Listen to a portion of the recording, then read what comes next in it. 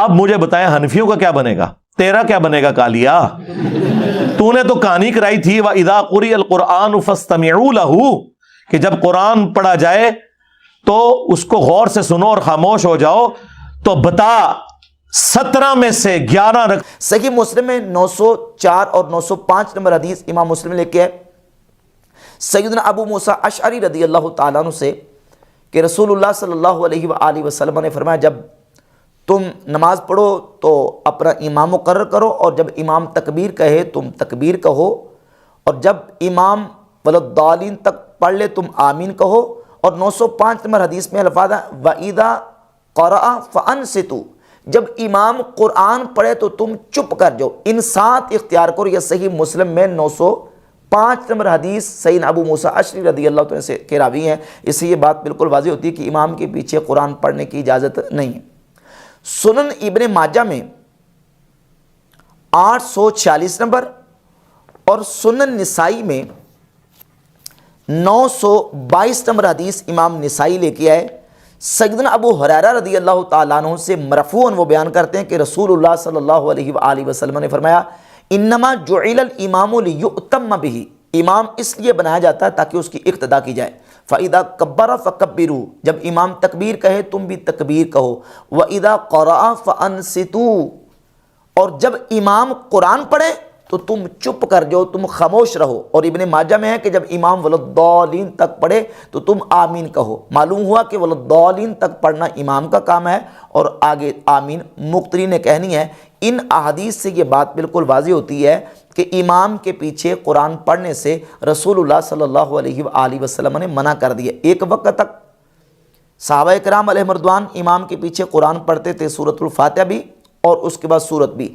جیسا کہ سنن ابن ماجہ میں 843 نمبر حدیث ہے سیدنا جابر رضی اللہ تعالیٰ عنہ فرماتے ہیں کہ ہم ظہر اور عصر کی نماز میں امام کے پیچھے سورۃ الفاتحہ اور سورت پڑھا کرتے تھے، سورۃ الفاتحہ بھی اور سورت بھی پڑھا کرتے تھے. یہ ایک معمول تھا. اس کے بعد نبی کریم علیہ السلام نے صحابہ کرام علیہ رضوان کو منع کر دیا، جہری نمازوں میں بھی اور سری نمازوں میں بھی امام کے پیچھے قرآن پڑھنے سے منع کر دیا، اس کی اجازت نہیں دی.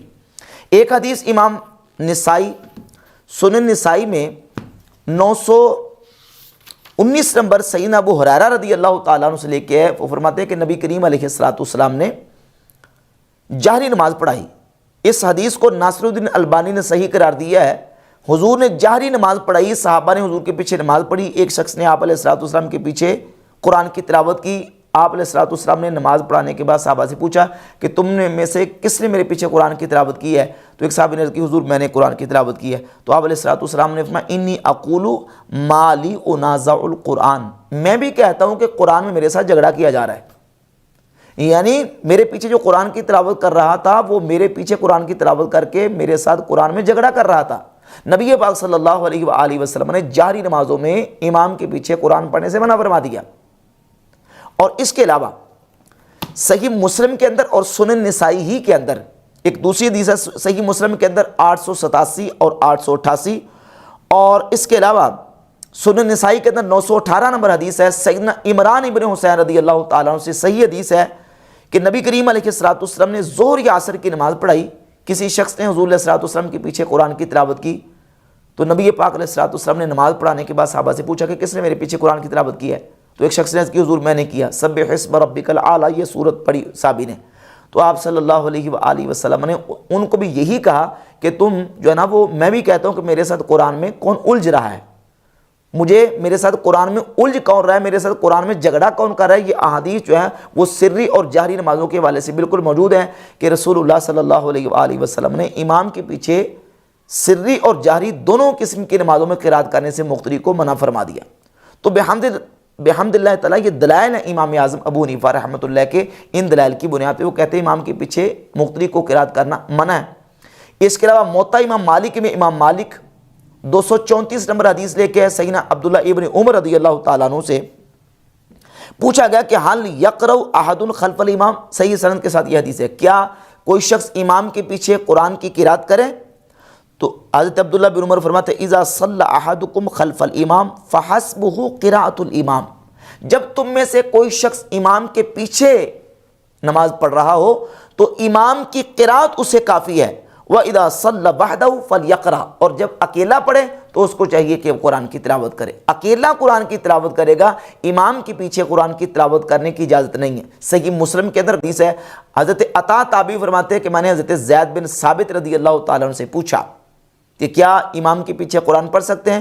تو آپ نے فرمایا لا قراءۃ مع الامام فی شیء، امام کے پیچھے کچھ بھی قرات نہیں کرنی۔ مصنف ابن ابی شیبہ میں امام ابو بکر ابن ابی شیبہ سیدنا مولا علی رضی اللہ تعالیٰ عنہ سے حدیث لے کے آئے، حدیث نمبر 3802، مولا علی فرماتے ہیں من قرأ خلف الامام، جس نے امام کے پیچھے قرات کی تو اس نے فطرت میں غلطی کی۔ یہ مولا علی رضی اللہ تعالیٰ کا فرمان اس سلسلے میں موجود ہے۔ تو صحابہ کرام علیہم رضوان کے آثار، نبی پاک صلی اللہ علیہ وآلہ وسلم سے مرفوع احادیث اور قرآن مجید کی آیہ مبارکہ، یہ امام اعظم ابو حنیفہ رحمۃ اللہ کی دلیل ہے، جس کی بنیاد پر وہ کہتے ہیں امام کے پیچھے چاہے جہری نماز ہو یا سری نماز ہو، مقتدی کو قرآن پڑھنے کی اجازت نہیں ہے۔ اور اس کے علاوہ ایک حدیث مرسل مصنف ابن ابی شیبہ موجود ہے کہ نبی پاک صلی اللہ علیہ وآلہ وسلم نے فرمایا کہ امام کی قرات ہی مقتدی کی قرات ہے۔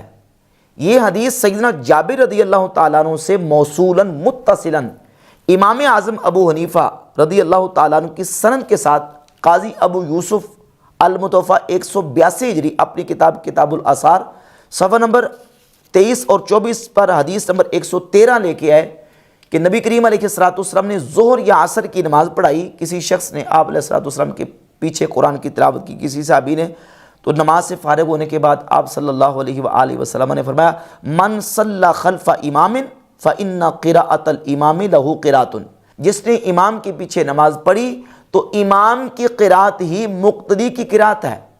یہ دلیل ہے امام اعظم ابو حنیفہ رحمۃ اللہ کے پاس کہ چاہے سری نماز ہی کیوں نہ ہو، امام کے پیچھے قرآن کی تلاوت کی اجازت نہیں ہے۔ رہ گئی حضرت عبادہ ابن صامت کی حدیث، سنن ابی داؤد سے اور صحیح بخاری سے پیش کی جاتی ہے۔ جو مرفوع حدیث ہے وہ صحیح بخاری مسلم موجود ہے کہ نبی علیہ السلام نے فرمایا کہ جس نے نماز پڑھی اور اس میں سورۃ فاتحہ نہیں پڑھی اس کی نماز نہیں، اس کا تعلق منفرد کے ساتھ ہے، یہ مقتدی کے لیے نہیں ہے۔ اور اس کی وضاحت سیدنا جابر رضی اللہ تعالیٰ نے خود فرمائی ہے، جامع ترمذی میں 312 اور 313 نمبر حدیث نکالے، سیدنا جابر رضی اللہ تعالیٰ نے خود فرماتے ہیں کہ اس حدیث کا تعلق جو ہے وہ منفرد کے ساتھ ہے۔ الا ان یکون وراء الامام کے الفاظ بتاتے ہیں کہ یہ امام کے پیچھے کی بات نہیں ہو رہی، بلکہ منفرد اور تنہا نماز پڑھنے والے کے لیے ہے کہ جو تنہا نماز پڑھے اور اس میں سورۃ الفاتحہ نہ پڑھے تو اس کی نماز نہیں ہوتی۔ اگر امام کے پیچھے ہو تو پھر سورۃ فاتحہ نہیں پڑھنی اور کوئی سورت بھی نہیں پڑھنی۔ اور امام احمد بن حنبل کا باقاعدہ کمنٹ امام ترمذی نے حدیث نمبر 312 کے تحت ذکر کیا کہ امام احمد بن حنبل بھی فرماتے ہیں کہ یہ اس وقت کی بات ہے اذا کان وحدہ، جب اکیلا نماز پڑھ رہا ہو۔ اور امام ابو داؤد سنن ابی داؤد میں 822 نمبر حدیث کے نیچے امام سفیان ابن عیینہ کا تبصرہ ذکر کرتے ہیں، بہت بڑے عظیم محدث امام سفیان ابن عیینہ، وہ فرماتے ہیں کہ اس حدیث کا تعلق منفرد کے ساتھ ہے، جب اکیلا تنہا نماز پڑھ رہا ہو، یہ مقتدی کے لیے نہیں ہے۔